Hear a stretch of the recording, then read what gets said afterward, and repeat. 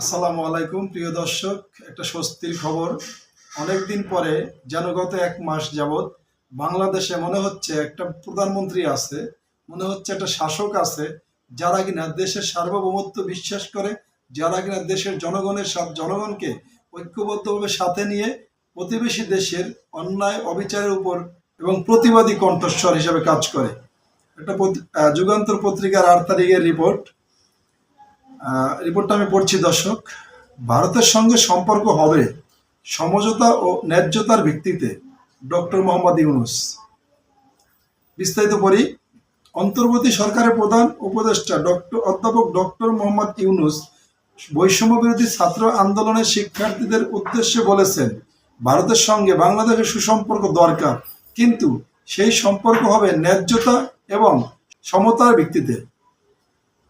তিনি দেশের সঙ্গে পারস্পরিক সমান সম্মান এবং ন্যায্যতার ভিত্তিতে সম্পর্ক এগিয়ে রাখার উপর গুরুত্ব আরোপ করেছেন।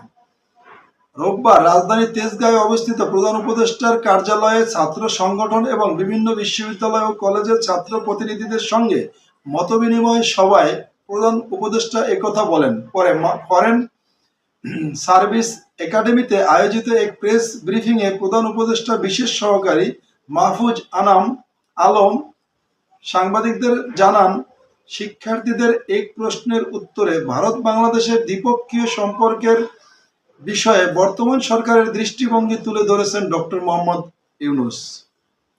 প্রধান উপদেষ্টা দক্ষিণ এশীয় আঞ্চলিক সহযোগিতা বাড়াতে সার্ক পুনরুজ্জীবনের উপর গুরুত্ব আরোপ করে বলেছেন, এ বিষয়ে বাংলাদেশ সরকার কাজ করতে আগ্রহী।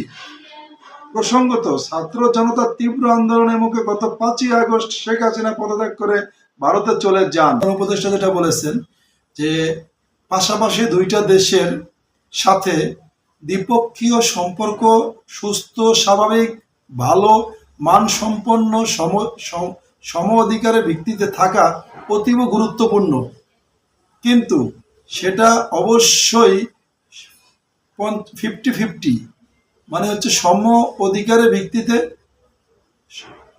সেটা থাকতে হবে। অন্যথায় কোনো দেশ লাভবান, কোনো দেশ ক্ষতি। কোনো দেশ যদি কোনো একটা স্বাধীন দেশকে কোনো একটা দেশ যদি ডমিনেট করার চেষ্টা করে, তাহলে সেই দেশের সাথে সম্পর্ক কখনোই ভালোভাবে টিকে রাখা সম্ভব না। যেমনটা আপনারা জানেন ভারতের কথা, কি বলবো আর, এই ভারত বাংলাদেশকে ভালোবাসে না, বাংলাদেশের সাথে তাদের সম্পর্ক স্থাপন করতে তারা আগ্রহী না। তারা আগ্রহী আমাদের যে রানীমা পালাইয়া ভারতে গেছে, সেই রানীমা স্বৈরাচার শেখ হাসিনার সাথে সম্পর্ক স্থাপন করতে। কিন্তু যখন বাংলাদেশের ম্যান্ডেটবিহীন একটা স্বৈরাচারকে বছরের পর বছর ভারতের মতো প্রতিবেশী দেশের ইন্ধনে, প্রত্যক্ষ পরোক্ষ ইন্ধনে বছরের পর বছর দেশের মানুষকে অন্যায়, অত্যাচার, জুলুম, নির্যাতন, গুম, খুন, আয়নাঘরের মতো কাহিনী তৈরি করে ডমিনেট করে, তখন দেশের জনগণ সেই দেশের প্রতি অনুগত থাকতে পারে না, সেই দেশের প্রতি ভালোবাসা থাকতে পারে না, কারণ তারা বাংলাদেশের জনগণের সাথে সম্পর্ক স্থাপনে সম্পূর্ণ ব্যর্থ হয়েছেন এবং তারা সম্পর্ক স্থাপন করেছেন বাংলাদেশের একটা ফ্যামিলির সাথে, একটা স্বৈরাচার শেখ হাসিনা সরকারের সাথে।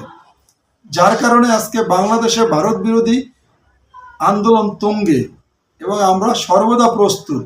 আপনারা জানেন দক্ষিণ এশীয় অঞ্চলে সার্ক নামে একটা সংগঠন ছিল, অর্গানাইজেশন ছিল, এটাকে বিলুপ্তি করা হয়েছে।